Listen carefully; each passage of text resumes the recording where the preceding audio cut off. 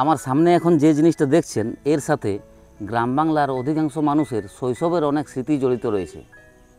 এগুলো হচ্ছে তালের অঙ্কুরিত আঁটি।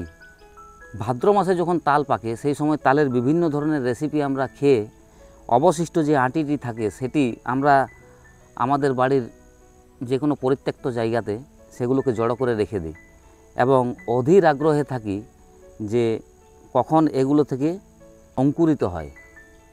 এই অঙ্কুরিত আঁটিকে একটা চেলা কাঠের উপর দিয়ে যে কোনো চপার দিয়ে একে দু ফালি করে দেওয়া হয় এবং এর মাঝখানে একটা হালকা হলুদ বর্ণের স্পঞ্জি শাঁস থাকে এবং সেটা অত্যন্ত সুস্বাদু।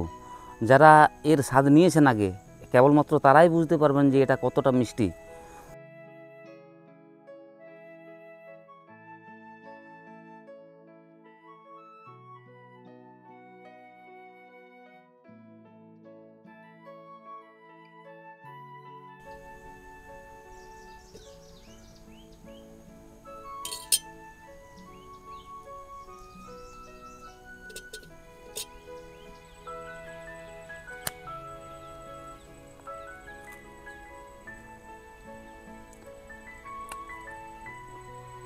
অসাধারণ মিষ্টি। এটা যারা আগে খাননি কোনো দিন তারা বুঝতে পারবেন না এটা কতটা মিষ্টি হয় এবং এটা অত্যন্ত পুষ্টিগুণ সম্পন্ন একটা খাবার।